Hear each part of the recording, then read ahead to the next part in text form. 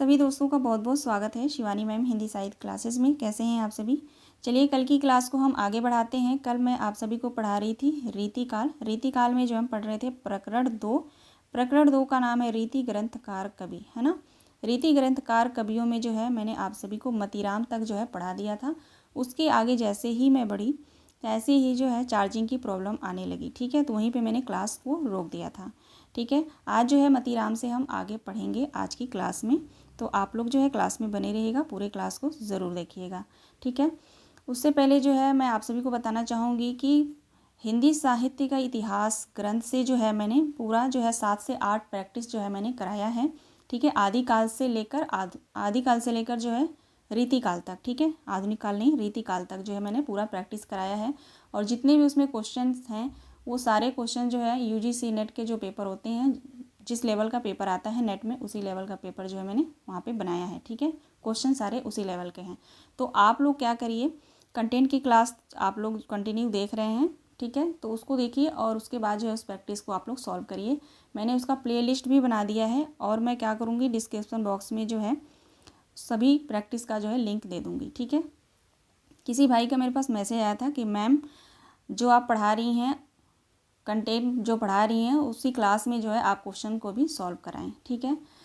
तो मैं आपको बता दूं कि मैं जो है एक दिन कंटेंट पढ़ाती हूं और दूसरे दिन जो है मैं क्वेश्चन सॉल्व कराती हूं, ठीक है। जितने भी पुराने भाई बहन हैं उनको पता होगा। अगर आप लोगों ने सरस्वती पांडे गोविंद पांडे की बुक की सीरीज़ आप लोगों ने देखा होगा, तो पूरे बुक को मैंने पढ़ाया है। और एक दिन मैं थ्योरी क्लास पढ़ाती थी और दूसरे दिन जो है प्रैक्टिस कराती थी, है ना। तो उसी तरीके से जो है आगे की क्लास भी मैंने पढ़ाया है। बस अभी जो मैं पढ़ा रही हूँ इसमें जो है मैंने क्वेश्चंस को नहीं रखा है, ठीक है। लेकिन मैंने अलग से प्रैक्टिस कराया है, तो आप लोग उस प्रैक्टिस को ज़रूर देखिएगा। बाकी आधुनिक काल में जब मैं पहुँचूँगी तो वहाँ से जो है मैं साथ के साथ जो है क्वेश्चन को भी रखूँगी, ठीक है ना। चलिए क्लास में हम आगे बढ़ते हैं।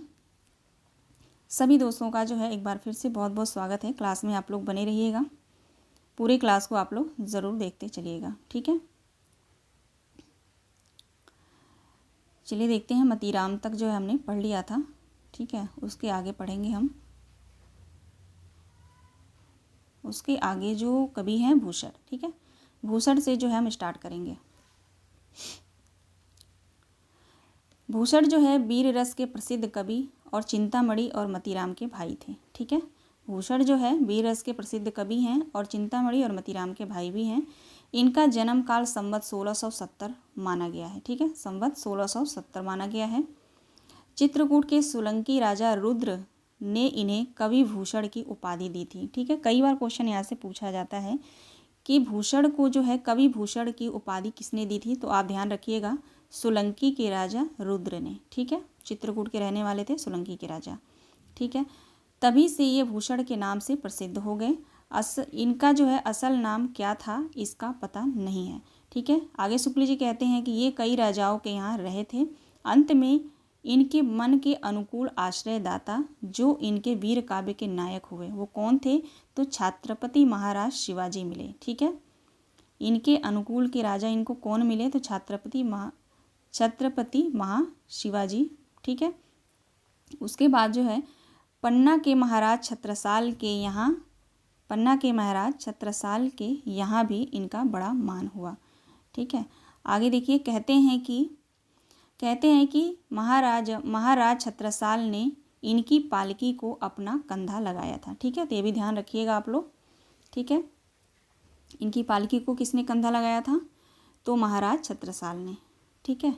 आगे देखिए, जिस पर इन्होंने कहा था कि शिवा को बखानो कि बखानो चित्रशाल की, ठीक है। ये पंक्ति कई बार पूछी गई है, तो भूषण की पंक्ति है, ठीक है। कब बोला था इन्होंने, कब कहा था, तो जब छत्रपति कह रही हूँ, महाराज छत्रसाल ने इनकी पालकी को अपना कंधा लगाया था, तब इन्होंने कहा था कि शिवा को बखानो कि बखानो छत्रसाल की, ठीक है। ऐसा प्रसिद्ध है, शुक्ल जी आगे कहते हैं कि ऐसा प्रसिद्ध है कि इन्हें एक एक छंद पर शिवाजी से लाखों रुपए मिले थे। इनका परलोकवास संवत 1772 में हुआ था, ठीक है। इनकी मृत्यु कब हुई थी, 1772 में।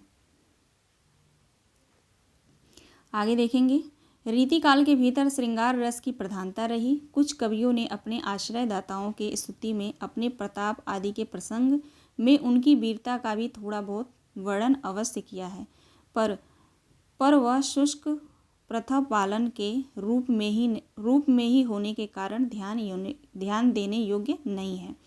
आगे कहते हैं, ऐसा वर्णों के साथ जनता की हार्दिक सहानुभूति कहीं नहीं हो सकती, पर भूषण ने जिन दो नायकों की कृति को अपने वीर काव्य का विषय बनाया है वो कौन कौन थे? तो शिवाजी और छत्रसाल, है ना, ये दोनों लोग, ठीक है ना। आगे कहते हैं कि पर भूषण ने जिन दो नायकों की कृति को अपने वीर काव्य का विषय बनाया है वे अन्याय दमन के तत्पर हिंदू धर्म के संरक्षक दो इतिहास प्रसिद्ध वीर थे। उनके प्रति भक्ति और सम्मान की प्रतिष्ठा हिंदू जनता के हृदय में उस समय भी थी और आगे भी दरबार बनी रही या बढ़ती गई। आगे कहते हैं कि इसी से भूषण वीर रस के उद्गार सारी जनता के हृदय की संपत्ति हुए। आगे देखेंगे, जो मैंने महत्वपूर्ण हाईलाइट किया है उसको आप लोग ध्यान दीजिएगा, ठीक है। भूषण की कविता कवि कीर्ति संबंधी एक अविचल सत्य का दृष्टांत है, ठीक है। ये कथन मुझे महत्वपूर्ण लगा तो मैंने इसको हाईलाइट किया है, तो आप लोग ध्यान रखिएगा इसको, ठीक है। आगे देखेंगे, जिसकी रचना तो जनता का हृदय स्वीकार करेगा उस कवि की कीर्ति तब तक बराबर बनी रहेगी जब तक स्वीकृति बनी रहेगी। आगे कहते हैं कि क्या संस्कृत साहित्य में, क्या हिंदी साहित्य में सहस्त्रों कवियों ने अपने आश्रयदाता राजाओं की प्रशंसा में ग्रंथ रचे, है ना। रीतिकाल जब आप पढ़ेंगे तो रीतिकाल में जो है जितने भी कवि थे वो अपने जिसके आश्रय में वो रहते थे अपने आश्रयदाताओं के लिए जो है अपनी वो रचनाएं लिखते थे उनकी प्रशंसा में, है ना। आगे कहते हैं कि जिनका आज तक पता नहीं, पुरानी वस्तु खोजने वालों को ही कहीं कहीं किसी राजा के पुस्तकालय में, कहीं किसी के घर के कोने में उनमें से दो चार इधर उधर मिल जाते हैं। जिस भोज ने दान देकर अपनी इतनी तारीफ कराई उसके चरित्र काव्य भी कवियों ने लिखे होंगे, पर उन्हें आज कौन जानता है, ठीक है। कहने का मतलब है, कहते हैं कि जिसने भी दान देकर या ज़बरदस्ती रचनाएं कराई होंगी कवियों को देकर के, कुछ उपहार या कुछ लालच देकर, उनको जो है कौन जानता है, ठीक है। तो ये सिर्फ समझने की बात है, यहाँ आपको कुछ लिखने की ज़रूरत नहीं है, जहाँ पे लिखना होगा वहाँ मैं बताऊँगी आपको, ठीक है।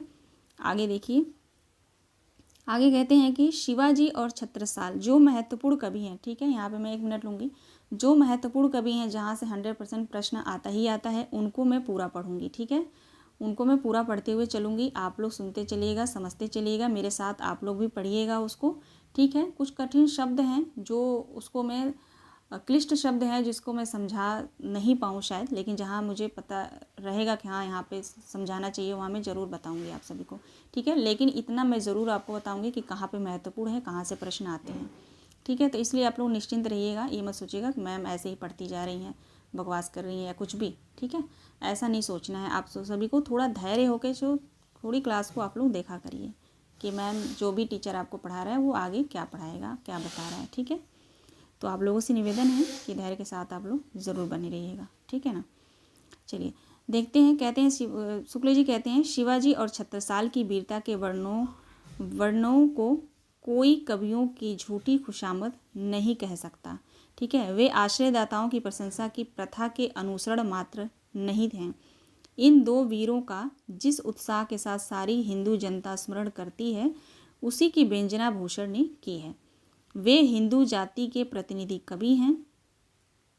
कौन?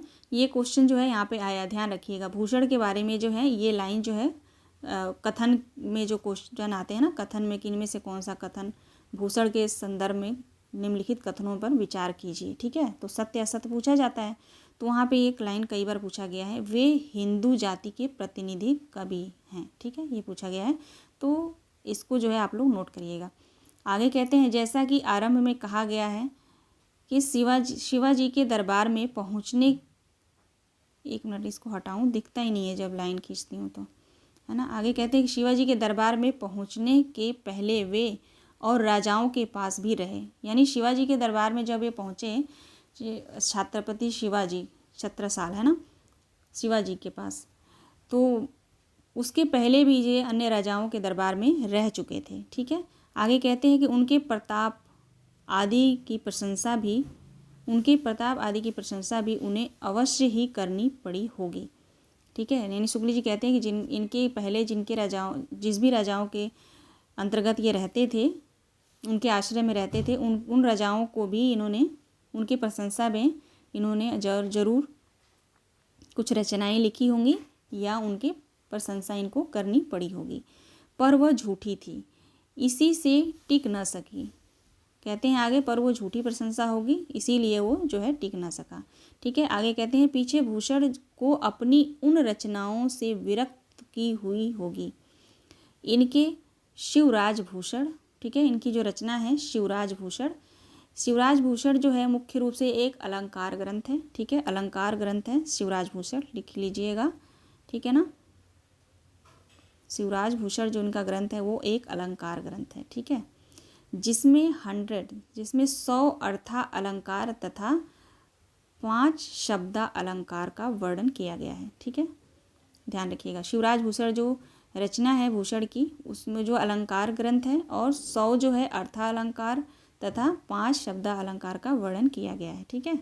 लिख लीजिएगा इसको। अगली रचना इनकी जो है शिवा बावनी है। बहुत आसान है याद करना, इनके नाम से ही जो है प्रतीत होता है, इनकी रचनाओं को आप बहुत आसानी से याद कर सकते हैं। ठीक है। अगली इनकी रचना है शिवा बावनी और छत्रसाल दशक। ठीक है। छत्रसाल दशक ये ग्रंथ ही मिलते हैं। आचार्य रामचंद्र शुक्ल कहते हैं शिवराज भूषण, शिवा बावनी और छत्रसाल दशक ये ग्रंथ ही मिलते हैं। इनके अतिरिक्त 3 ग्रंथ और कहे जाते हैं। वो कौन कौन से हैं? भूषण उल्लास, दूषण उल्लास और भूषण हजारा। ठीक है। चलिए आगे बढ़ते हैं। छत्रसाल दशक जो है, जैसा कि नाम से ही आप इसको पहचान जाएंगे, छत्रसाल दशक यहाँ पे। ठीक है। छत्रसाल दशक जो रचना है, इस रचना को जो है किसके आश्रय में लिखा गया था? तो आप ध्यान रखिएगा, छत्रसाल के आश्रय में जो है लिखा गया था। ठीक है। शिवराज भूषण और शिवा बावनी। ठीक है। शिवराज भूषण और शिवा बावनी ये दोनों रचनाएं जो है शिवाजी के आश्रम में लिखा गया था। ठीक है। जैसा कि नाम से ही प्रतीत हो रहा है, तो नाम से भी आप लोग पहचान लेंगे। ठीक है। तो आप लोग ध्यान रखिएगा। आगे देखिए, आगे कहते हैं कि जो कविताएं इतनी प्रसिद्ध हैं उनके संबंध में यहाँ यह कहना कि वे कितनी ओजस्वी और उदारपूर्ण हैं, उदारपूर्ण नहीं है, विरदपूर्ण है ना, विरदपूर्ण है, पिष्ट प्रेषण मात्र होगा। आगे कहते हैं इनका इतना ही कहना आवश्यक है कि भूषण वीर रस के ही कवि थे। ठीक है। भूषण जो है वीर रस के कवि थे, ये आप सभी को भी पता होगा। आगे कहते हैं इधर इनके 2-4 कवित्व श्रृंगार भी मिले, पर वे गिनने के योग्य नहीं। रीतिकाल के कवि होने के कारण भूषण ने अपना प्रधान ग्रंथ शिवराज भूषण अलंकार ग्रंथ के रूप में जो है इन्होंने बनाया या लिखा, पर रीति ग्रंथ के दृष्टि से अलंकार निरूपण के विचार से यह उत्तम ग्रंथ नहीं कहा जा सकता। ठीक है। मैंने आप सभी को पहले ही बताया कि अलंकार ग्रंथ है शिवराज भूषण। ठीक है ना। आगे देखिए, आगे कहते हैं कि लक्षणों की भाषा भी स्पष्ट नहीं है और उदाहरण भी कई स्थलों पर ठीक नहीं है। भूषण की भाषा में ओज की मात्रा तो पूरी है, ओज यानी क्लिष्ट शब्द है। ठीक है। ओज यानी किसी भी राजा की हम प्रशंसा करते हैं तो बढ़ा चढ़ा कर जैसे करते हैं ना, ओज गुड़, जैसे आप लोगों ने ओज गुड़ पढ़ा होगा। ठीक है। तो कोई भी पंक्ति देखेंगे तो ओज गुड़ की पहचान होती है कि आप कोई भी पंक्ति आप पढ़ेंगे तो उसकी जो पंक्ति की जो भाषा है ना, शब्द जो है वो बहुत कठिन होते हैं। ठीक है। उसी को हम बोलते हैं ओज गुड़। ठीक है। तो वही यहाँ पे कहा जा रहा है कि भूषण की भाषा में ओज की मात्रा तो पूरी है, पर वह अधिकतर अव्यवस्थित है। ठीक है। व्यवस्थित नहीं है, अव्यवस्थित है। व्याकरण का उल्लंघन प्रायः है और काव्य रचना भी कहीं कहीं गड़बड़ है। तो ये पंक्ति आप लोग नोट कर लीजिएगा, भूषण के संदर्भ में है तो ये पूछा जा सकता है। ठीक है। तो ये पंक्ति आप पढ़े रहेंगे तो आपको पता होगा, तभी तो आप सही आंसर लगाएंगे ना। आगे देखिए, इसके अतिरिक्त शब्दों के रूप में भी बहुत बिगाड़े गए हैं। कहते हैं कि इसके अतिरिक्त जो है शब्दों के रूप भी बहुत बिगाड़े गए हैं और कहीं कहीं बिल्कुल गढ़ंत के शब्द रख दिए गए हैं, पर जो कवित्व इन दोनों से मुक्त है वे बड़े ही सशक्त और प्रभावशाली है। कुछ उदाहरण नीचे दिए गए हैं। ठीक है, कुछ उदाहरण जो है यहाँ पे नीचे दिए गए हैं। इंद्र जिमि जम्भ पर, बाड़व सुअंभ पर, रावण सदम्भ पर, रघुकुल राज है। ठीक है, ये जो है किसकी पंक्तियाँ हैं? तो भूषण की हैं।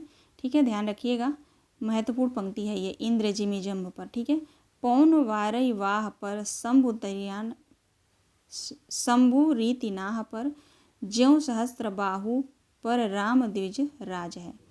ठीक है, तो ये पंक्ति आप लोग ध्यान रखिएगा। उसके बाद ये लास्ट ये जो पंक्ति है, तेज तम अंश पर, कान जिमि कंस पर, त्यों मलेक्ष वंश पर, सेन शिवराज है। ठीक है, ये पंक्ति भी आप ध्यान रखिएगा। जो महत्वपूर्ण पंक्ति है उसको मैंने लिया है।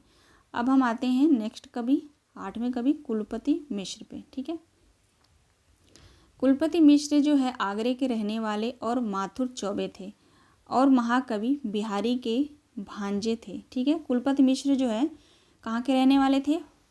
तो आगरे के। ठीक है, माथुर चौबे थे और महाकवि जो बिहारी हैं उनके ये भांजे थे। ठीक है ना, तो रिश्ता भी याद रखिएगा। कुलपति मिश्र जो है बिहारी के भांजे थे। ठीक है, इनके पिता का नाम परशुराम मिश्र था। ठीक है, कुलपति मिश्र के पिता का नाम था परशुराम मिश्र। कुलपति जी जयपुर के महाराज जय सिंह बिहारी के आश्रयदाता। ठीक है, जय सिंह जो है बिहारी के भी आश्रयदाता हैं। ठीक है, महाकवि बिहारी के भी। ठीक है, के पुत्र महाराज राम सिंह। ठीक है ना, तो यहाँ पे ध्यान रखिएगा, बिहारी के आश्रयदाता कौन है? जय सिंह हैं। और कुलपति के आश्रयदाता कौन है? तो जय सिंह के पुत्र महाराजा राम सिंह। ठीक है ना, ध्यान रखिएगा, महाराजा राम सिंह के दरबार में ये रहते थे। इनकी जो रचना है रस रहस्य। ठीक है, कुलपति मिश्र का जो रचना है रस रहस्य का रचना काल कार्तिक कृष्ण 11 संवत 1727 है। ठीक है, रचना काल आप ध्यान रखिएगा, रस रहस्य का रचना काल क्या है? तो 1727। अब तक इनका यही ग्रंथ प्रसिद्ध और प्रकाशित है, पर खोज में इनके निम्नलिखित ग्रंथ और मिले हैं। ठीक है, प्रसिद्ध रचना तो यही है रस रहस्य, लेकिन और जो ग्रंथ इनके मिले हैं देखिए, द्रोण पर्व है जो जिसका प्रकाशन वर्ष है संवत 1737। ठीक है, उसके बाद है युक्ति तरंगिणी जिसका प्रकाशन वर्ष है 1743। उसके बाद नक्षिक, संग्राम सार, रस रहस्य। ठीक है, अंत में इनका कविता काल जो है 1724 और संवत 1743 के बीच जो है ठहरता है। ठीक है, सारे इंपॉर्टेंट है, पूरा जो भी कुलपति मिश्र के बारे में यहाँ दिया गया है सभी इंपॉर्टेंट है, तो इसको नोट कर लीजिएगा। आगे देखिए, आगे कहते हैं इनके बारे में कि रीतिकाल के कवियों में ये संस्कृत के अच्छे विद्वान थे। ठीक है, तो कुलपति मिश्र जो हैं संस्कृत के अच्छे विद्वान थे। इनका रस रहस्य मम्मट के काव्य प्रकाश का छाया अनुवाद है। इनकी जो रचना है कुलपति मिश्र की रस रहस्य, यह जो है मम्मट के काव्य प्रकाश है ना, मम्मट की जो रचना है काव्य प्रकाश, इसका जो है छाया अनुवाद है। ठीक है, ध्यान रखिएगा, लिख लीजिएगा। उसके बाद आगे देखिए, साहित्य शास्त्र का अच्छा ज्ञान रखने के कारण इनके लिए यह स्वाभाविक था कि प्रचलित लक्षण ग्रंथ की अपेक्षा अधिक प्रौढ़ निरूपण का प्रयत्न करें। इसी उद्देश्य से इन्होंने अपना रस रहस्य लिखा। आगे देखिए, आगे कहते हैं कि शास्त्रीय निरूपण है ना, शास्त्रीय निरूपण के लिए पद्य उपयुक्त नहीं होता, उसका अनुभाव इन्होंने किया है। आगे देखिए, आगे कहते हैं कि इससे कहीं कहीं कुछ गद्य वर्तिका भी रखा, पर गद्य पर मार्जित न होने के कारण जिस उद्देश्य से इन्होंने अपना यह ग्रंथ लिखा वो पूरा नहीं हुआ। इस ग्रंथ का जैसा प्रचार चाहिए था न हो सका। किसका? रस रहस्य के बारे में बात हो रहा है। ठीक है, रस रहस्य। ठीक है, आगे देखिए, जिस स्पष्टता से काव्य प्रकाश में विषय प्रतिपादित हुए हैं वह स्पष्टता इनके ब्रज भाषा गद्य पद्य में न आ सकी। कहीं कहीं तो भाषा और वाक्य रचना जो है ध्रुव हो गई है। ठीक है, तो ये पंक्ति आप नोट कर लीजिएगा, कुलपति मिश्र के बारे में जो है दिया गया है। ठीक है, तो पंक्ति पूछी जा सकती है। ठीक है, कि किस कवि के बारे में जो है शुक्ल जी ने कहा है। ठीक है, आगे देखिए, आगे कहते हैं यद्यपि इन्होंने शब्द शक्ति और भावादि निरूपण में लक्षण उदाहरण दोनों बहुत कुछ काव्य प्रकाश के ही दिए हैं, पर अलंकार प्रकरण में इन्होंने प्रायः अपने आश्रयदाता महाराज राम सिंह की प्रशंसा के स्वचरित्र उदाहरण दिए हैं। ये ब्रजमंडल के निवासी थे तथा अतः इनको ब्रज की चलती भाषा पर अच्छा अधिकार होना चाहिए था। ठीक है, ब्रजमंडल के निवासी थे तो शुक्ल जी कहते हैं कि ब्रजमंडल निवासी होने के कारण जो है इनको जो है ब्रज भाषा पे अच्छी पकड़ या अच्छा अधिकार होना चाहिए था। हमारा अनुमान है कि जहाँ इनको अधिक स्वच्छंदता रही होगी वहाँ इनकी रचना और सरस होगी। इनकी रचना का एक नमूना दिया जाता है। ठीक है, यहाँ पे जो है इनकी पंक्तियाँ हैं, इसको आप लोग लिख लीजिएगा। ठीक है, ध्यान रखिएगा। आगे देखेंगे, अगले कवि हैं सुखदेव मिश्र। ठीक है, सुखदेव मिश्र। सुखदेव मिश्र जो है दौलतपुर है ना, दौलतपुर जिला रायबरेली में इनके वंशज अब तक हैं। ठीक है, कहाँ के थे ये? दौलतपुर जिला रायबरेली। अभी भी जो है वहाँ पे इनके वंशज अभी तक हैं। ठीक है, कुछ दिए हुए उसी ग्राम के निवासी सुप्रसिद्ध पंडित महावीर प्रसाद द्विवेदी जी। ठीक है, सुप्रसिद्ध पंडित महावीर प्रसाद द्विवेदी ने इनका एक अच्छा जीवन वृत्त सरस्वती पत्रिका में लिखा है। सुखदेव मिश्र का जन्म स्थान जो है कपिला है। ठीक है, ध्यान रखिएगा, सुखदेव मिश्र का जो जन्म स्थान है, बहुत ही प्रचलित कवि हैं ये भी। ठीक है ना, तो आप लोग ध्यान रखिएगा, इनसे भी प्रश्न आते हैं। ठीक है, जन्म स्थान कहाँ पे है इनका? तो कपिला में है, जिसका वर्णन इन्होंने अपने वृत्त विचार, इनकी रचना है वृत्त विचार। ठीक है, सुखदेव मिश्र की जो रचना है वृत्त विचार में किया है। ठीक है, इनका कविता काल संवत 1720 से लेकर 1760 तक माना जा सकता है। इनके 7 ग्रंथों का जो है अब तक पता चला है। वो 7 ग्रंथ कौन कौन से हैं? पहला तो आप लोग मोस्ट इम्पॉर्टेंट ग्रंथ जो इनका है वृत्त विचार, इसको आप लोग ध्यान रखिएगा। उसके बाद देखिएगा, वृत्त विचार का जो रचना काल है संवत 1728 है। ठीक है, संवत 1728 है, और इसको सन में जो है आप लोग कन्वर्ट कर लीजिएगा, 57 माइनस कर लीजिएगा तो आ जाएगा। ठीक है, उसके बाद है छंद विचार, छंद विचार। उसके बाद है फाजिल अली प्रकाश, फाजिल अली प्रकाश रसावर्ण, रसावर्ण इम्पोर्टेंट है इनका। श्रृंगार लता भी इम्पोर्टेंट है। अध्यात्म प्रकाश भी महत्वपूर्ण है इनका। ठीक है, और दशरथ राय। ठीक है, तो जितनी भी 7 रचनाएं हैं यहाँ पे वो सभी महत्वपूर्ण हैं। तो यहाँ पे आप लोग सभी रचनाओं को आप लोग ध्यान रखिएगा। खास करके मोस्ट इम्पॉर्टेंट अगर रचनाओं की बात करूँ तो उसमें है रसावर्ण। ठीक है, रसावर्ण, श्रृंगार लता और वृत्त विचार तो है ही है, छंद विचार भी है। ठीक है, तो ये ध्यान रखिएगा। आगे देखेंगे, आगे शुक्ल जी कहते हैं कि अध्यात्म प्रकाश जो इनकी रचना है इसके बारे में, अध्यात्म प्रकाश में कवि ने ब्रह्म ज्ञान संबंधी बातें कही हैं, तो ये भी महत्वपूर्ण है। अध्यात्म प्रकाश, जैसे अध्यात्म से ही आपको यहाँ पे पता चल जा रहा होगा कि इसमें जो है ब्रह्म ज्ञान संबंधी बातें कही गई हैं, जिससे यह जनश्रुति पुष्ट होती है। ठीक है, लोगों से जो है सुना गया जो है यह प्रतीत होता है कि वे जो है एक निःस्पृह विरक्त साधु के रूप में रहते थे। आगे देखिए, आगे कहते हैं काशी के विद्या अध्ययन करके लौटने पर, यानी काशी से जो है विद्या अध्ययन करके लौटने पर जो है अशोथर जिला फतेहपुर के राजा भगवंत राय खींची तथा डौडिया खेरे के राम है ना, डौडिया खेरे के राव मर्दन सिंह के यहाँ रहे। कितना कठिन नाम है ना, फतेहपुर के राजा भगवंत राय खींची तथा डौडिया खेरे के राव मर्दन सिंह के यहाँ रहे थे। कौन? तो सूरत मिश्र। ठीक है, कुछ दिनों तक ये औरंगजेब के मंत्री फाजिल अली शाह के यहाँ भी रहे थे। अंत में मुरार मऊ के राजा देवी सिंह के यहाँ गए। इनके बहुत आग्रह पर ये सुकुटुम्ब दौलतपुर में जा बसे थे।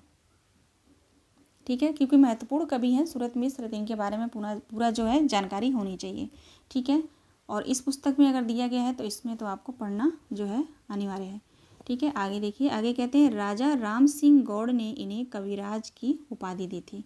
ठीक है, तो ध्यान रखिएगा, सूरत मिश्र को जो है, सूरत मिश्र को ही हम पढ़ रहे हैं ना, सॉरी सुखदेव मिश्र, सूरत मिश्र कह रही हूँ मैं, वही तो सुखदेव मिश्र। ठीक है, सुखदेव मिश्र को जो है राजा राज सिंह गौड़ ने इन्हें जो है कविराज की उपाधि दी थी।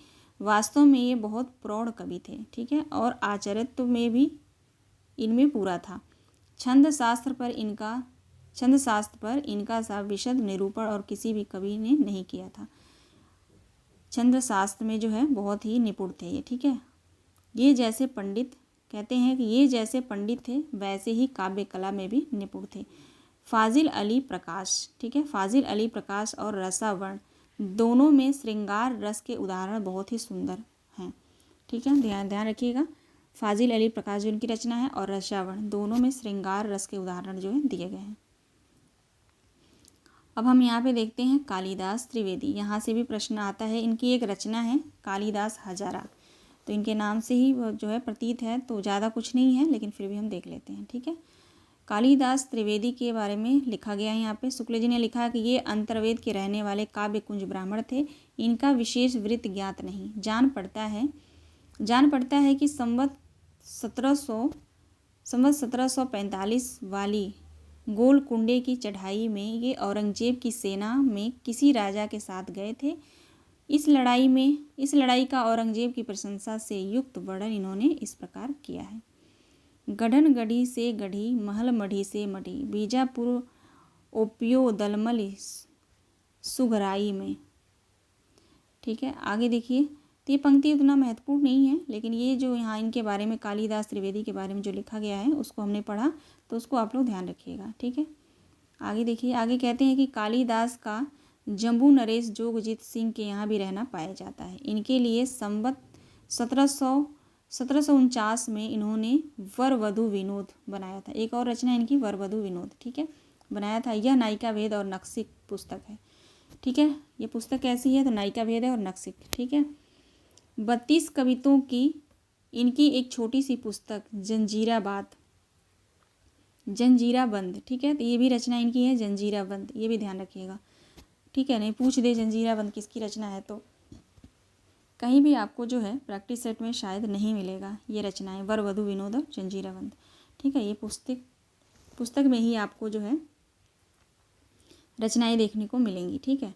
आगे देखिए, राधा माधव बुध मिलन विनोद, ठीक है, एक और रचना इनकी राधा माधव बुध मिलन विनोद नाम की एक कोई और ग्रंथ इनका खोज में मिला है, ठीक है। तो कितनी रचनाएं हो गई? 1 2 3, ठीक है, 3 रचनाएं यहाँ पे हो गई। उसके बाद जो है कालिदास हजारा जो महत्वपूर्ण है, ये भी है इनकी रचना, ठीक है। इन रचनाओं के अतिरिक्त इनका बड़ा संग्रह ग्रंथ जो है मिला कालिदास हजारा, ठीक है, बहुत दिनों से प्रसिद्ध चला आता है। इस संग्रह के संबंध में शिव सिंह सरोज में लिखा गया है, ठीक है। शिव सिंह सरोज में लिखा गया है कि इनके संवत 1481 से लेकर संवत 1776 तक के 212 कवियों के 1000 पद संग्रहित हैं। किसमें? कालिदास हजारा में, ठीक है। ये शिव सिंह सरोज में लिखा गया है कि इसमें जो है यानी कालिदास हजारा में 1781 से लेकर संवत 1776 तक के 212 कवियों के 1000 पद संग्रहित हैं, ठीक है।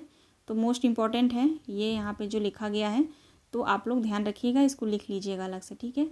आगे कहते हैं कवियों की काल आदि के निर्णय में यह ग्रंथ बड़ा ही उपयोगी है। इनके पुत्र कविंद्र और पौत्र दूल्हा भी बड़े अच्छे कवि हुए। अभी दूल्हा के बारे में हम पढ़ेंगे आगे।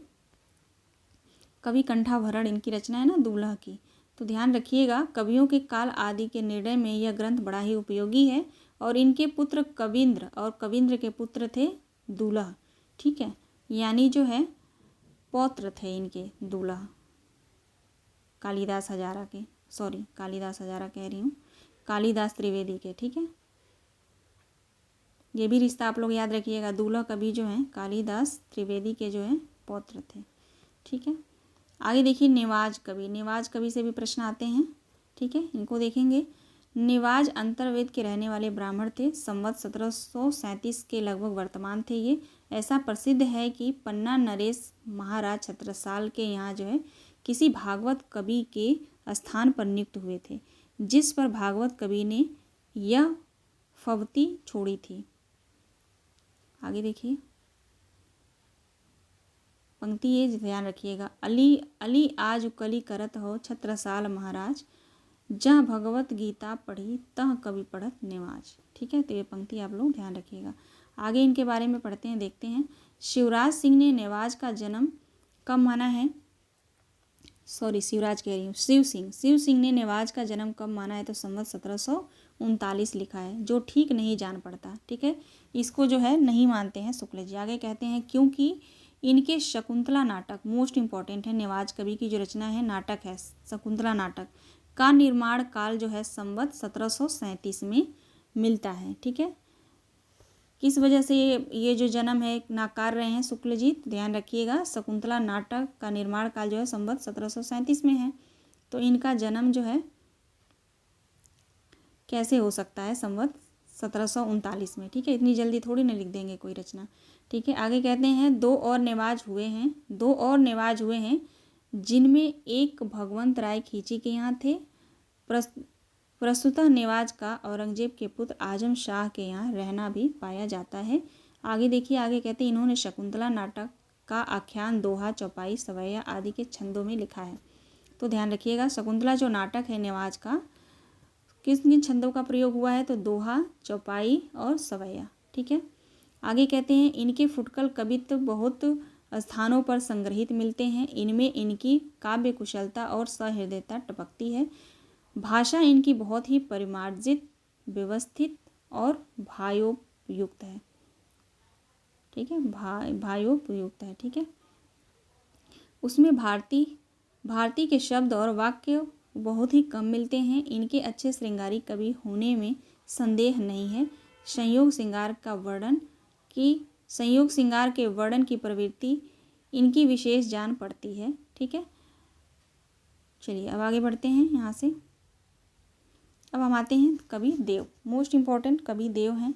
इनको जो है हम पूरा पढ़ेंगे बहुत अच्छे से। ठीक है, देखिए देव जो है इटावा के रहने वाले सनाढ़ ब्राह्मण थे। कुछ लोग इन्हें काव्य कुंज सिद्ध करने का भी प्रयत्न करते हैं।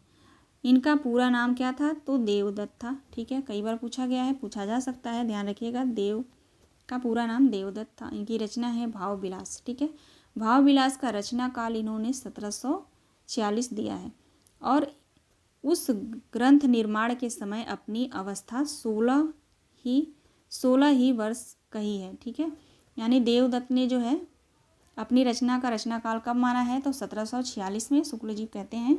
ठीक है, जिस समय इन्होंने भाव विलास लिखा उस समय इनका जो है अवस्था यानी आयु क्या थी? तो 16 वर्ष की थी। ठीक है, इस हिसाब से इनका जन्म जो है 1730 संवत 1730 निश्चित होता है।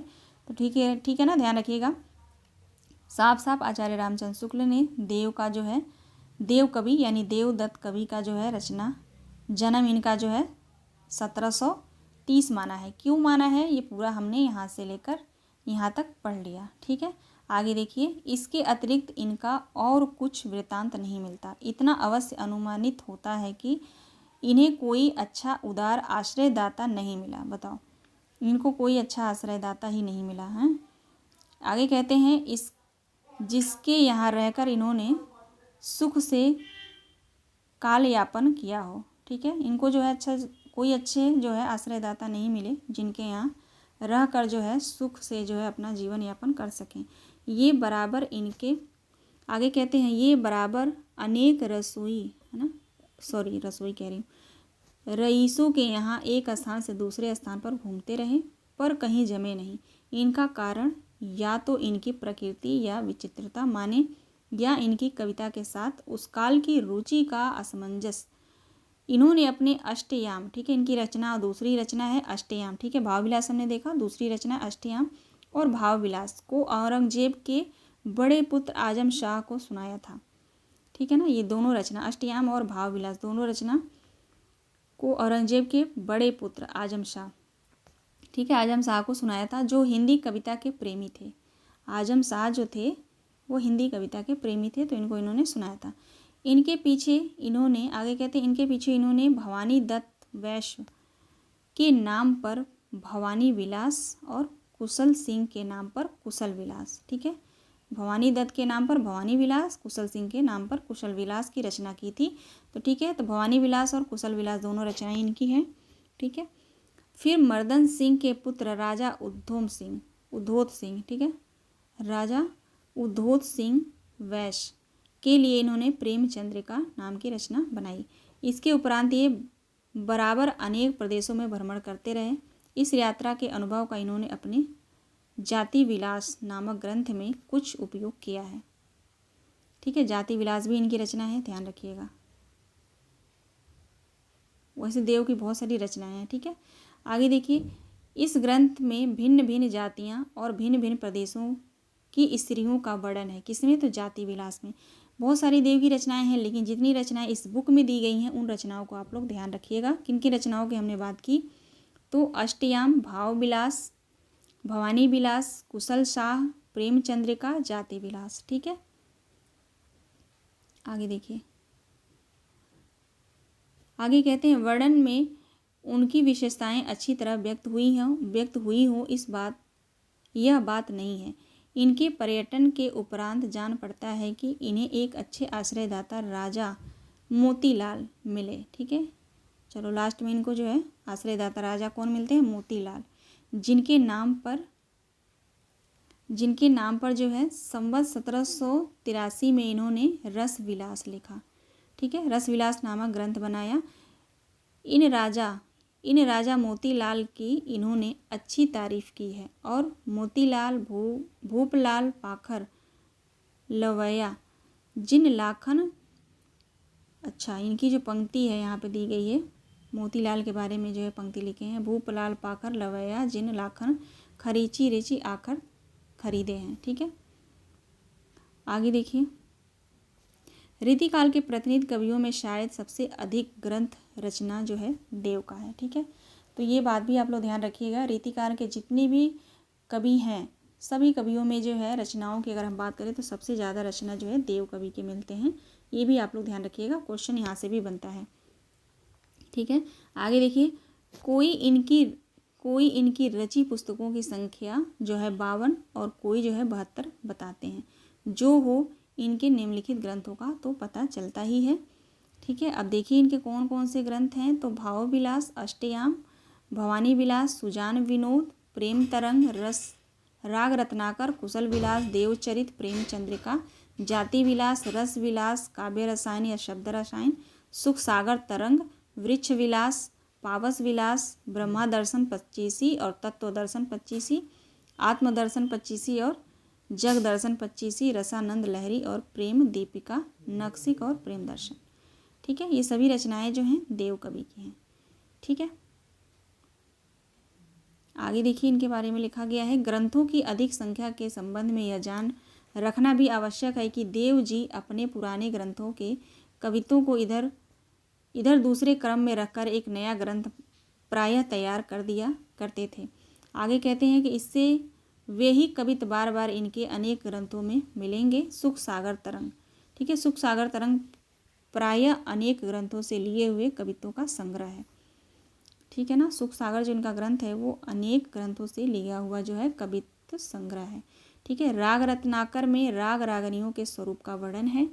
अष्टयाम में तो रात दिन के भोग विलास की दिनचर्या है। ठीक है, इनकी जो रचना है अष्टयाम, इसमें जो है रात दिन के भोग विलास की दिनचर्या का जो है वर्णन है। अष्टयाम एक और किसकी रचना है वो कमेंट के माध्यम से ज़रूर आप लोग बताइएगा। ठीक है ना, एक तो अष्टयाम किसकी रचना है तो देव कवि की, और एक और अष्टयाम रचना वो किसकी है ये कमेंट के माध्यम से बताइए। वो कवि जो हैं भक्ति काल के कवि हैं। ठीक है, आगे देखिए, आगे कहते हैं कि जो मानो उस काल के अकर्मण्य और विलासी राजाओं के सामने काल यापन विधि का ब्यौरा पेश करने के लिए बनी थी। आगे कहते हैं कि ब्रह्मा दर्शन 25 एक और रचना इनकी ब्रह्मा दर्शन 25 हमने पढ़ा भी है आगे। ठीक है, और तत्व दर्शन 25 में जो विरक्त भाव है वो बहुत ही संभव है कि अपनी कविता के प्रति लोक की उदासीनता देखते देखते उत्पन्न हो। आगे बढ़ेंगे हम, अब आते हैं कवि, नेक्स्ट कवि है श्रीधर या मुरलीधर। ठीक है, श्रीधर या मुरलीधर, ये प्रयाग के रहने वाले ब्राह्मण थे। संवत 1737 के लगभग उत्पन्न हुए थे। यद्यपि अभी तक इनका जो है जगनामा ही प्रकाशित हुआ है। ठीक है, इनकी रचना जो है जंगनामा कह रही हूँ, जंगनामा किसकी रचना है? तो श्रीधर या मुरलीधर की। ठीक है, प्रकाशित हुई है, जिसमें फर्रुखशियर और जहांदार के युद्ध का वर्णन है। ठीक है ना, किसका वर्णन है? तो फर्रुखशियर और जहांदार के युद्ध का वर्णन है। किसमें? तो जंगनामा में। पर स्वर्गीय बाबू राधा कृष्ण दास ने इनके बनाए कई रीति ग्रंथों का उल्लेख किया है। वो कौन कौन से हैं? जैसे नायिका भेद, चित्रकाव्य। इनका कविता काल संवत 1760 के आगे माना जाता है। ठीक है, तो यहाँ से जो है प्रश्न बहुत कम ही बना है। ठीक है, श्रीधर मुरलीधर। अब आते हैं सूरत मिश्र। ठीक है, सूरत मिश्र, यहाँ मैं पहले ही कवि को सूरत मिश्र बता रही थी। ठीक है, चलिए देखते हैं सूरत मिश्र कवि को। ये आगरे के रहने वाले काव्यकुंज ब्राह्मण थे। जैसा कि इन्होंने स्वयं लिखा है कि सूरत मिश्र कन्नौजिया नगर आगरे बास। इन्होंने अलंकार माला संवत 1766 में और बिहारी सतसई की अमर चंद्रिका की टीका संवत 1794 में लिखी थी। मोस्ट इंपॉर्टेंट है, सूरत मिश्र कवि से जो है प्रश्न आते हैं। ठीक है, तो इनको आप लोग ध्यान रखिएगा। खुद इन्होंने स्वयं के बारे में लिखा है कि सूरत मिश्र कन्नौजिया नगर आगरे बास। ठीक है, इन्होंने अलंकार माला जो इनकी रचना है उसका समय देखिए संवत 1766 में है। ठीक है, और बिहारी सतसई पे जो है ना अमर चंद्रिका टीका लिखा था। ठीक है ना, महाकवि बिहारी की जो रचना है बिहारी सतसई, उस पे जो है इन्होंने अमर चंद्रिका नाम से टीका लिखा था। कब? तो संवत 1794 ईस्वी में। ठीक है, अतः इनका कविता काल विक्रम की 18वीं शताब्दी का अंतिम चरण माना जाता है। ठीक है ना, ध्यान रखिएगा, इनका कविता काल जो है विक्रम की 18वीं शताब्दी का अंतिम चरण।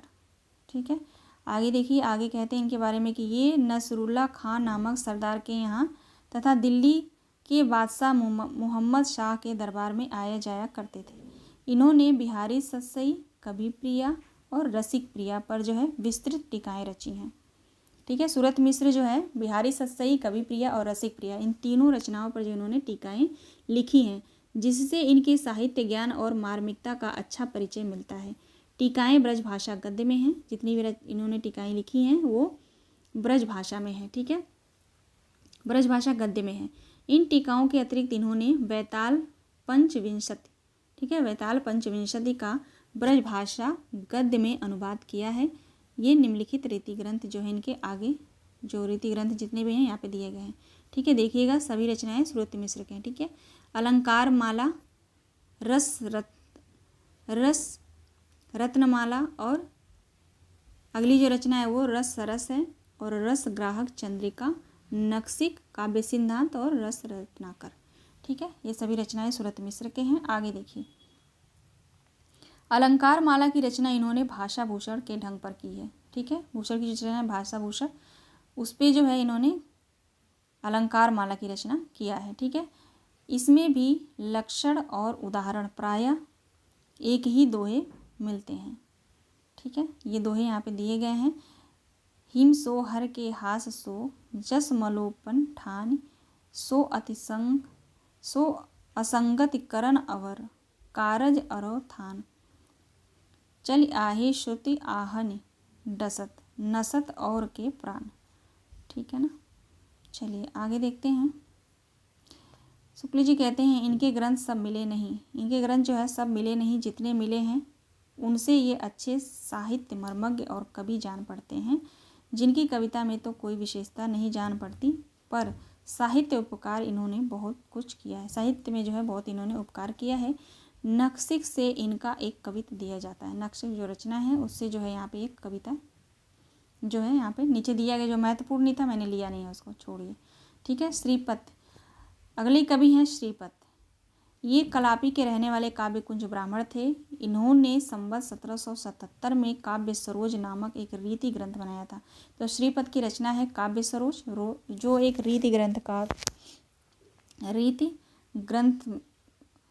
रीति ग्रंथात्मक जो है यह रचना है। ठीक है, इसके अतिरिक्त इन्होंने निम्नलिखित ग्रंथ और भी हैं।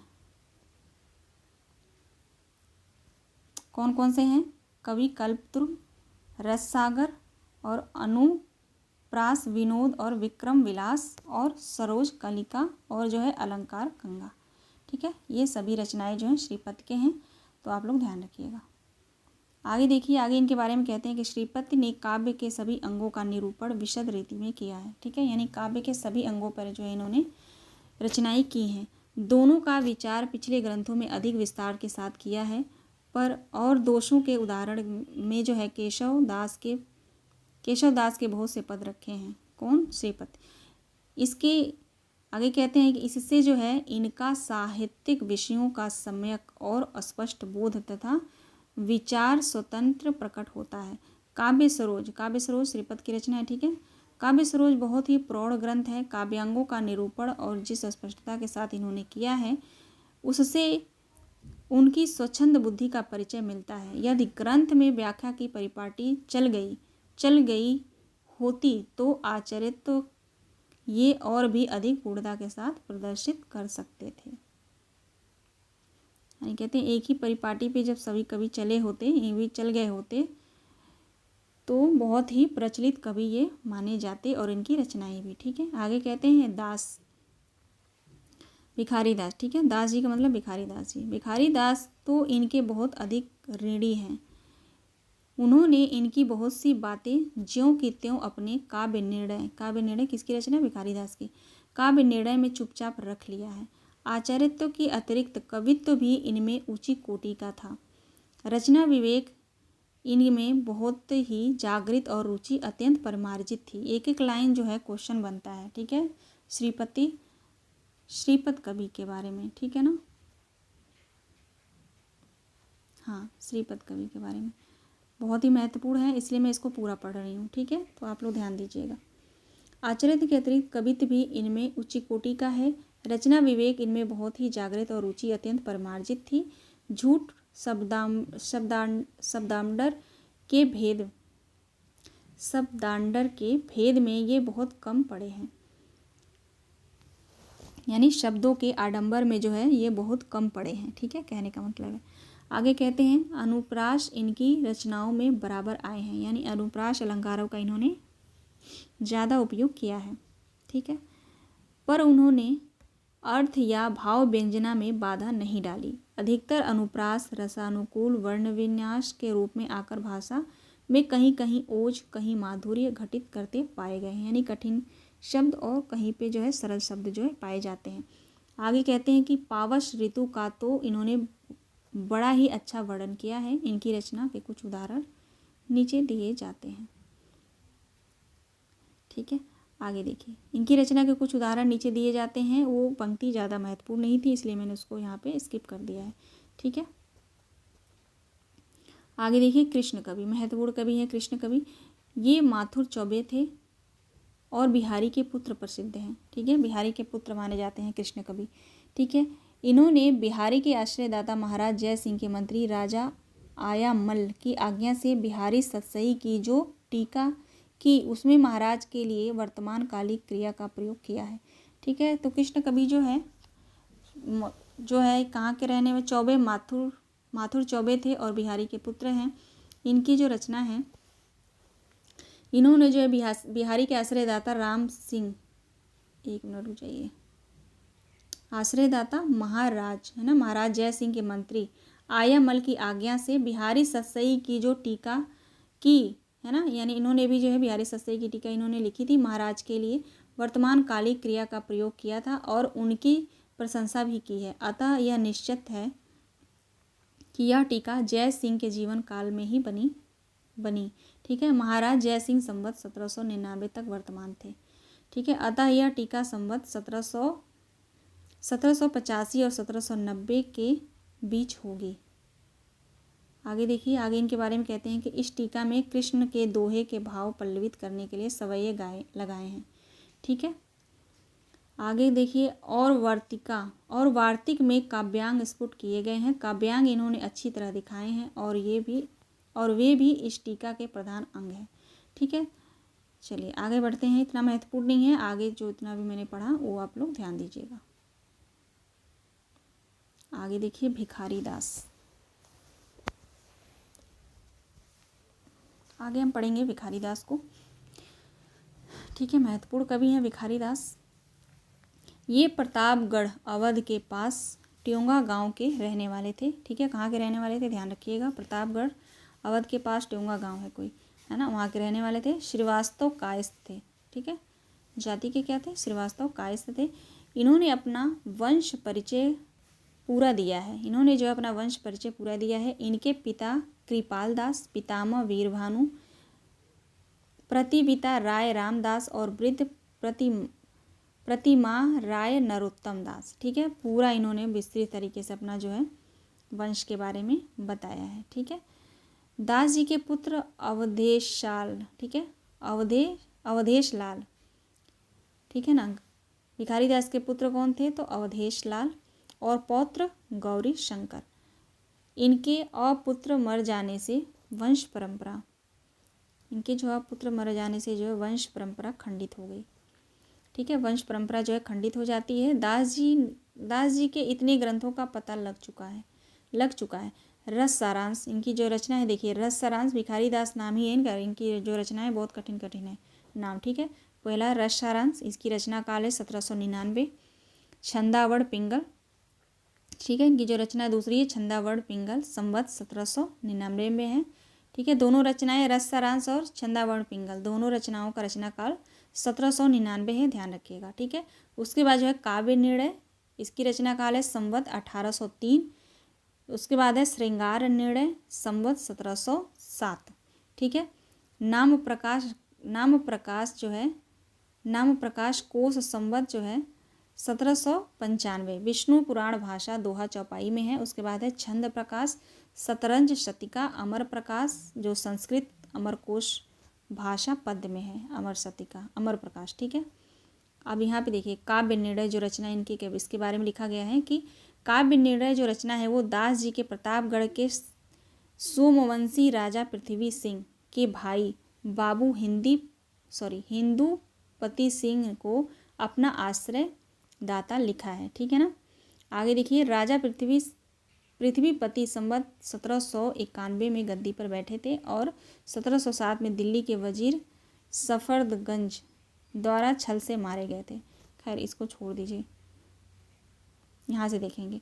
काव्यांगों के निरूपण में दास जी को सर्वप्रथम स्थान दिया गया है। ठीक है, काव्यांगों के यानी काव्यों के सभी अंगों के निरूपण में जो है कबीर दास को जो है सर्व प्रधान स्थान दिया गया है, क्योंकि इन्होंने छंद, देखिए काव्य के किन किन अंगों के ऊपर इन्होंने जो रचना किए हैं, देखिए छंद, रस, अलंकार, रीति, गुण, दोष, शब्द, शक्ति आदि सभी विषयों का औरों से विस्तृत प्रतिपादन इन्होंने किया है। इन सभी अंगों पर जो है अन्य कवियों से इन्होंने अच्छा जो है इन्होंने किया है। ठीक है, जैसा पहले कहा जा चुका है कि श्रीपत से इन्होंने बहुत कुछ लिया, यानी श्रीपत के बारे में हमने इससे पहले पढ़ा, वहाँ पे देखा कि बहुत सारी श्रीपत की रचनाओं से इन्होंने बहुत कुछ लिया है अपनी रचना को करने के लिए। ठीक है, इनके विषय आगे कहते हैं कि इनकी विषय प्रतिपादन शैली जो है उत्तम है और आलोचना शक्ति भी इनमें बहुत पाई जाती है। तो एक एक लाइन ये महत्वपूर्ण है भिखारी दास के बारे में जो यहाँ पे लिखा गया है। ठीक है ना,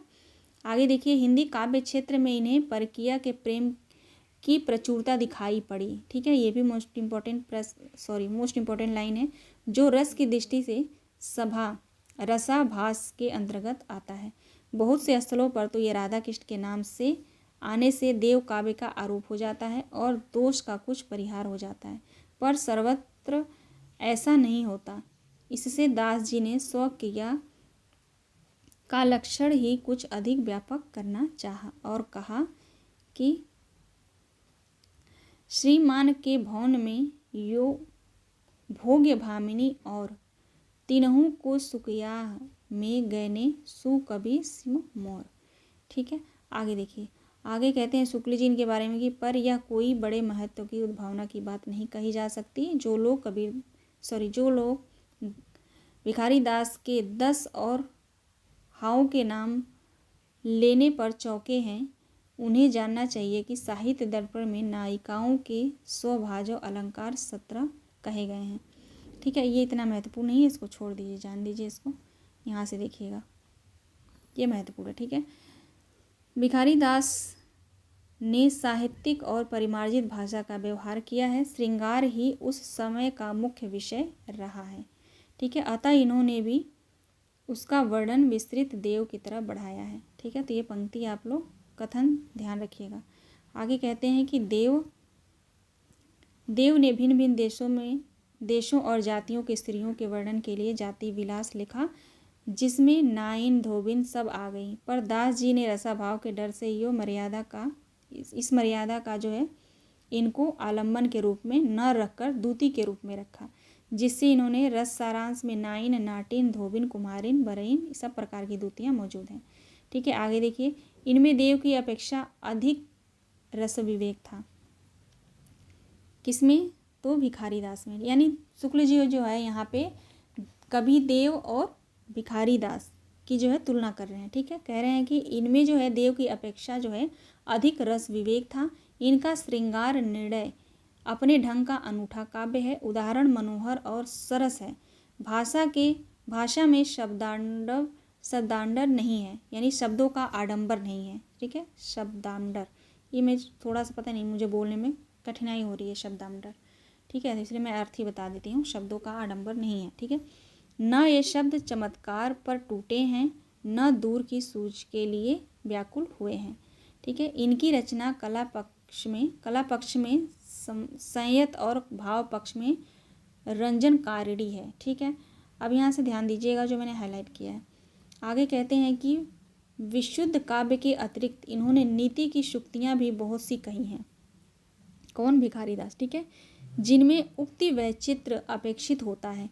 ठीक है ना, ये हो गई भिखारी दास की बात। आगे कहते हैं देव की सी ऊंची आकांक्षा या कल्पना आगे कहते हैं कि देव जैसी जो है ऊंची आकांक्षा या कल्पना जिस प्रकार इनमें कम पाई जाती है। यानी शुक्ल जी कह रहे हैं, यहाँ पे ध्यान दीजिएगा, बहुत ही महत्वपूर्ण है यहाँ पे। ठीक है, शुक्ल जी कहते हैं कि देव जैसी जो है ऊंची आकांक्षा और कल्पना इनमें कम पाई जाती हैं। ठीक है, लेकिन कहते हैं उसी प्रकार उनकी सी असफलता भी कहीं नहीं मिलती। यानी कहने का मतलब है, शुक्ल जी कहते हैं कि जिस तरह से देव जैसी जो है आकांक्षा और कल्पना इनमें जो है कम पाई जाती है, लेकिन उसी प्रकार जो है देव जैसी असफलता इनमें नहीं मिलती है। यानी जो है कहने का मतलब है कि जो देव की रचनाएं हैं और जो भिखारी दास की रचनाएं हैं वो देव से जो है आगे हैं, यानी उच्च हैं। ठीक है, उनकी जैसी असफलता जो है कहीं नहीं मिलती। ठीक है, उसका मतलब यही है। ठीक है ना, तो ध्यान रखिएगा। यानी क्वेश्चन आ सकता है कि आचार्य रामचंद्र शुक्ल ने देव और भिखारी में किसको जो है किसकी रचनाओं को बड़ा माना है, किसको बड़ा माना है? तो भिखारी दास को। ठीक है, आगे देखिए, आगे कहते हैं जिस बात को ये जिस ढंग से चाहे उस ढंग वो जो है उस ढंग से बहुत विलक्षण न हो कहना चाहते हैं, उस बात को इस ढंग से कहने की पूरी सामर्थ्य इनमें है। किसमें? भिखारी दास में। कहते हैं शुक्ल जी की किसी भी बात को जो है जिस ढंग में कहना चाहें वो भिखारी दास कह सकते हैं। ठीक है, चलिए आगे बढ़ते हैं हम। अब हम आते हैं तोष कवि पे। ठीक है, अगले कवि हैं तोष कवि। तोष कवि के बारे में देखिए, ये प्रसिद्ध कवि हुए। ये श्रीविंगरपुर सिंगरौंग जिला, ठीक है, सिंगरौंग जिला इलाहाबाद के रहने वाले चतुर्भुज शुक्ल के पौत्र थे। इन्होंने संवत 1791 में सुधा निधि, इनकी एक रचना है तोष कवि की सुधा निधि, बहुत ही महत्वपूर्ण है। ठीक है, ध्यान रखिएगा। सुधा निधि नामक जो है एक अच्छा बड़ा ग्रंथ रस भेद और भाव भेद को बनाया। खोज में इनकी 2 पुस्तकें मिली हैं, विनय शतक और नक्सिक। ठीक है, बस यही महत्वपूर्ण है इनके बारे में, ध्यान रखिएगा। सुधा निधि इनकी जो रचना है, बाकी अन्य रचनाएं की बात करें तो विनय शतक है और नक्सिक है। ठीक है, तोष जी ने काव्यांगों के बहुत अच्छे लक्षण और सरस उदाहरण दिए हैं। उठाई हुई कल्पना का अच्छा निर्वाह हुआ है और भाषा स्वाभाविक प्रभाव के साथ आगे बढ़ती है। तोष जी एक बड़े ही सहृदय और निपुण कवि थे। भावों का विधान सघन होने पर भी कहीं उलझा नहीं है। बिहारी के समान इन्होंने भी कहीं कहीं ऊहात्मक अतियुक्ति की है। ठीक है,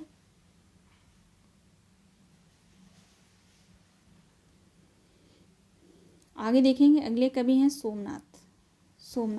ठीक है, ये जो है माथुर ब्राह्मण थे और भरतपुर के महाराज बदन सिंह के कनिष्ठ पुत्र प्रताप सिंह के यहाँ रहते थे। ठीक है, इन्होंने संवत 1794 में रस पीयूष निधि, ठीक है, रस पीयूष निधि रचना जो है सोमनाथ की है, महत्वपूर्ण है। इस रचना को आप लोग ध्यान रखिएगा, लिख लीजिएगा, ठीक है। रस पीयूष निधि नामक नीति का एक विस्तृत ग्रंथ बनाया, नीति ग्रंथ कार जो है ये रचना है, ठीक है। पिंगल काव्य लक्षण, प्रयोजन, भेद, शब्द शक्ति, ध्वनि, भाव, रस, रीति, गुण, दोष इत्यादि सब विषयों का निरूपण जो इन्होंने किया है। किसने? तो सोमनाथ कवि ने, ठीक है। यह भिखारी दास के काव्य निर्णय से बड़ा ग्रंथ काव्यांग निरूपण में श्रीपति और दास के समान ही है। विषय को स्पष्ट करने की प्रणाली इनमें बहुत अच्छी है, ठीक है। चलिए आगे बढ़ते हैं।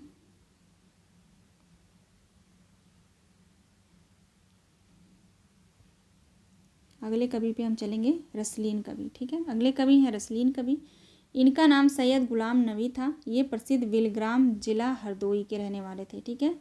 ध्यान रखिएगा आप लोग, सैयद गुलाम नबी इनका पूरा नाम है, कई बार पूछा गया है, ठीक है। ये प्रसिद्ध जो है विलग्राम जिला हरदोई के रहने वाले थे, जहाँ अच्छे अच्छे विद्वान मुसलमान होते आए हैं। अपने नाम के आगे विलगामी है ना, विलगरामी लगाना एक बड़े सम्मान की बात यहाँ के लोग समझते हैं। गुलाम नबी ने अपने पिता का नाम बाकर लिखा। क्या लिखा है? बाकर, ठीक है। इन्होंने अपनी प्रसिद्ध पुस्तक अंग दर्पण, ठीक है ना, रसलीन की जो रचना है, प्रसिद्ध रचना है अंग दर्पण, संवत 1794 में, संवत 1794 में लिखा, जिनमें अंगों का उपमा जो है उत्प्रेक्षा के युक्त चमत्कारपूर्ण वर्णन है इसमें, ठीक है। इनकी जो ये पंक्ति है आप सभी भली बात परिचित होंगे। अमीय हलाहल मद भरे सेत श्याम रतनार, जियत मरत जुग जुग परत जय चितवत एक बार, ठीक है ना। आगे देखिए, इनकी जो रचना है अंग दर्पण के अतिरिक्त रसलीन जी ने संवत 1798 में रस प्रबोध, इनकी दूसरी रचना है रस प्रबोध नामक रस निरूपण का ग्रंथ दोहों में बनाया था। दोहों में है ये रस निरूपण, ठीक है। इसमें जो है 1155 दोहे हैं। रस प्रबोध जो रस निरूपण कह रही हूँ, रस प्रबोध जो रचना है इसमें कितने दोहे हैं? तो 1155 दोहे हैं। और रस भाव नायिका भेद षड ऋतु 12 मासा आदि अनेक प्रसंग आए हैं किसमें? रस प्रबोध में। रस विषय का अनेक ढंग का यह छोटा सा अच्छा ग्रंथ है। रसलीन ने स्वयं कहा है कि इस छोटे से ग्रंथ को पढ़ लेने से रस का विषय जानने के लिए और रस का विषय जान लेने के लिए और ग्रंथ पढ़ने की आवश्यकता नहीं है, पर यह ग्रंथ अंग दर्पण जैसा प्रसिद्ध नहीं हुआ, ठीक है। रस प्रबोध जो रचना है अंग दर्पण जैसा जो है प्रसिद्ध नहीं हुआ है।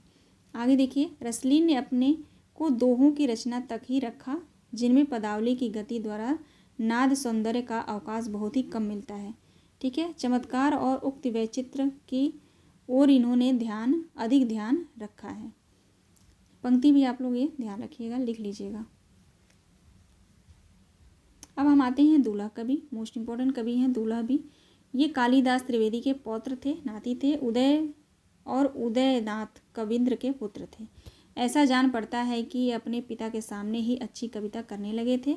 ये कुछ दिनों तक अपने पिता समसामयिक रहे, कुछ दिनों तक जो है अपने पिता के जो है सामने रहे। कविंद्र के रचे ग्रंथ 1704 तक मिले हैं, अतः इनका कविता काल 1700 से लेकर संवत 1800 है, ठीक है। 1800 से लेकर 1825 के आसपास तक माना जाता है, ठीक है। 1804 है ये, ठीक है ना, 1700 बोल रही थी मैं, पता नहीं ऐसे लिखा होता है ना तो मुझे ये 7 लगता है हिंदी में, क्योंकि ठीक है ना, बार बार मेरे को 7 लगता है वो, ठीक है। आगे देखिए, इनकी जो रचना है कविकुल कंठाभरण, ठीक है ना, इनका बनाया एक ही ग्रंथ मिलता है कविकुल कंठाभरण, जिसमें जो है जिसका निर्माण काल नहीं दिया गया है, पर इनके फुटकल कवित्व भी सुने जाते हैं। कविकुल कंठाभरण जो है एक अलंकार का एक प्रसिद्ध ग्रंथ है, ठीक है ना, अलंकारित ग्रंथ है कविकुल कंठाभरण, जिसमें जो है इसमें यद्यपि लक्षण और उदाहरण एक ही पद कहे गए हैं, पर कवित्व सवैया के समान बड़े छंद लाने का अलंकार स्वरूप का उदाहरण दोनों में सम्यक कथन का पूरा अवकाश मिला है, ठीक है। तो ध्यान रखिएगा, अलंकार ग्रंथ है कविकुल कंठाभरण, ठीक है, जो दूल्हा कवि की रचना है। यहाँ पे देखिए, इनके कविकुल कंठाभरण में केवल जो है 85 पद हैं, ठीक है ना, तो भी ध्यान रखिएगा, केवल 85 पद हैं।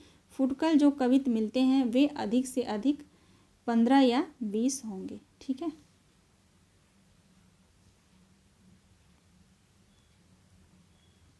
बेनी बंदीजन, ठीक है। बेनी बंदीजन को देखिए, इनके बारे में शुक्ल जी ने लिखा है, ये बैती जिला रायबरेली के रहने वाले थे और अवध के प्रसिद्ध वजीर महाराज टिकैत राय के आश्रय में रहते थे।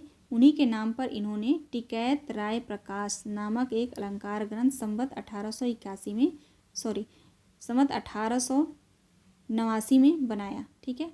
अपने दूसरे ग्रंथ रस विलास, इनकी भी रचना है रस विलास, ठीक है। रस विलास में इन्होंने रस निरूपण किया है। ये अपने दोनों ग्रंथों के कारण इतने प्रसिद्ध नहीं हैं जितने कि अपने भगोड़ों के लिए।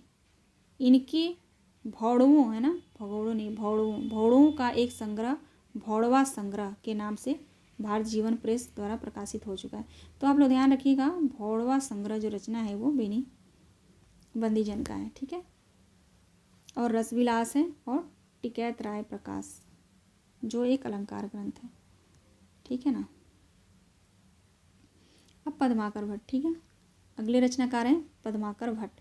रीतिकाल के कवियों में सहृदय समाज इन्हें बहुत श्रेष्ठ स्थान देता है, ठीक है ना। पद्माकर का जो रीतिकाल में जो स्थान है बहुत ही सर्वश्रेष्ठ माना जाता है और ऐसा सर्वप्रिय कवि इस काल के भीतर बिहारी को छोड़कर दूसरा नहीं हुआ। मोस्ट इम्पॉर्टेंट कथन है ये, मोस्ट इम्पॉर्टेंट कथन है। पूछा जा सकता है कि रीतिकाल के कवियों में सहृदय समाज इन्हें बहुत श्रेष्ठ स्थान देता आया है और ऐसा सर्वप्रिय कवि इस काल के भीतर बिहारी को छोड़कर दूसरा नहीं हुआ। यह कथन आचार्य रामचंद्र शुक्ल ने किस कवि के बारे में कहा है? तो पद्माकर के बारे में। या ये कथन किसने कहा है? तो आचार्य रामचंद्र शुक्ल ने, ठीक है। कई तरह से क्वेश्चन बन सकते हैं, ठीक है। आगे देखिए, इनकी रचना की रमणीयता ही एक सर्वप्रियता का एकमात्र कारण है। रीतिकाल की कविता इनकी और प्रतापशाही की वाणी द्वारा अपने पूर्ण उत्कृष्ट को पहुंचकर फिर हसोन्मुख हुई है, ठीक है। आगे देखिए, ये जो है तैलंग ब्राह्मण थे। इनके पिता मोहनलाल भट्ट का जन्म बांदे में हुआ था। ये पूर्ण पंडित और अच्छे कवि थे। इनके कारण इनका कई राजधानियों में अच्छा सम्मान भी हुआ। ये कुछ दिनों तक नागपुर के महाराज रघुनाथ राव अप्पा साहब के यहाँ रहे। फिर पन्ना के महाराज हिंदुपति के गुरु हुए और कई गांव प्राप्त किए। वहाँ से ये फिर जयपुर नरेश महाराज प्रताप सिंह के यहाँ जाकर रहे थे, ठीक है। इन्हें जो है कवि राज शिरोमणि की पदवी और अच्छी जागीर मिली थी। उन्हीं के पुत्र प्रसिद्ध पद्माकर जी हुए। ये इनके पिताजी के बारे में बात हो रही है शायद, है ना, मैंने यहाँ पे छोड़ रखा था, यहाँ से देखेंगे। हसमुख अतः जिस प्रकार ये अपनी परंपरा के परम उत्कृष्ट कवि थे उसी प्रकार प्रसिद्ध में अंतिम थे, ठीक है ना। अंतिम कवि जो है माने जाते हैं, ठीक है। देश में जैसा इनका नाम गूंजा वैसे ही आगे चलकर किसी और कवि के नहीं। ये तैलंग ब्राह्मण थे। इनके पिता मोहनलाल भट्ट, हाँ, इनके पिता के बारे में यहाँ पे बात हो रही थी, ठीक है। चलिए आगे देखते हैं। इनकी एक और रचना पाई जाती है जगत विनोद, ठीक है। जगत विनोद ये आप लोग पूरा यहाँ से पढ़ लीजिएगा, ठीक है ना। क्लास बहुत लंबी हो गई मुझे लग रहा है ना। तो यहाँ तक आप लोग जो है पढ़ लीजिएगा। ये इनकी जो पंक्ति है, भागु के वीर अभीरन के कवि गोविंद लेख भई भीतर गोरी, भाई करी मन की पद्माकर, ऊपर नाई अबीर की झोरी, छीन पीतम्बर कंबर से तू विदा दई मिड़ी कपोलन रोरी, नैन नचाई कहे मुस्काए लला फिर आइयो खिरन होरी। बहुत महत्वपूर्ण पंक्ति है ये, कई बार पूछा गया है और पूछा भी जाएगा। ग्वाल कवि को हम पढ़ते हैं, देखते हैं। ग्वाल कवि जो है मथुरा के रहने वाले बंदीजन सेवा राम के पुत्र थे। ये ब्रज भाषा के अच्छे कवि हुए। इनका कविता काल जो है 1800 जो है 79 से संवत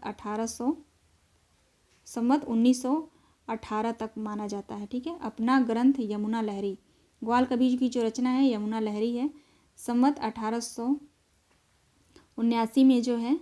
और अंतिम ग्रंथ भक्त भावन, इसका जो रचना काल है 1919 में बनाया था, ठीक है। रीति ग्रंथ इन्होंने 4 लिखे हैं। कौन है? रसिकानंद जो अलंकार ग्रंथ है, रसरंग, कृष्णजू को नक्सिक और दूषण दर्पण, ठीक है। इसके अतिरिक्त इन्होंने 2 ग्रंथ और मिले हैं, हमीरहट और गोपी पच्चीसी। ये इनकी सारी रचनाएं हैं, ये आप लोग ध्यान रखिएगा। आगे देखिए, आगे कहते हैं और भी शुक्ल जी कहते हैं और भी 2 ग्रंथ इनके लिखे माने जाते हैं, कहे जाते हैं, राधा माधव मिलन और राधा अष्टक। कवि हृदय विनोद इनकी बहुत सी कविताओं का संग्रह है। ये जो रचना है कवि हृदय विनोद, इनकी रचनाओं का जो है कविताओं का संग्रह है ये, ठीक है ना। देखिए यहाँ पे जो है प्रताप शाही, अगले कवि हैं प्रताप शाही। ये रतन सेन बंदीजन के पुत्र थे और चरखारी बुंदेलखंड के महाराज विक्रम शाही के यहाँ रहते थे। इन्होंने संवत 1882 में काव्यांग कौमुदी, व्यंग्यार्थ है ना, व्यंग्यार्थ कौमुदी, और संवत 1866 में काव्य विलास की रचना की थी। 2 रचनाएं हैं प्रताप शाही की, ध्यान रखिएगा, व्यंग्यार्थ कौमुदी और काव्य विलास, ठीक है।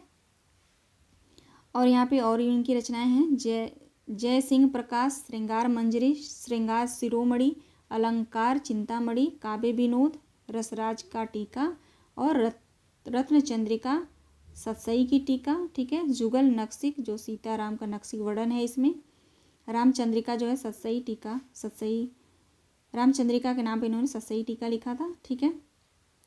उसके बाद बलभद्र नक्सिक का टीका, ठीक है। ये सारी रचनाएं जो हैं इनकी हैं, किसकी, प्रताप शाही की, ठीक है।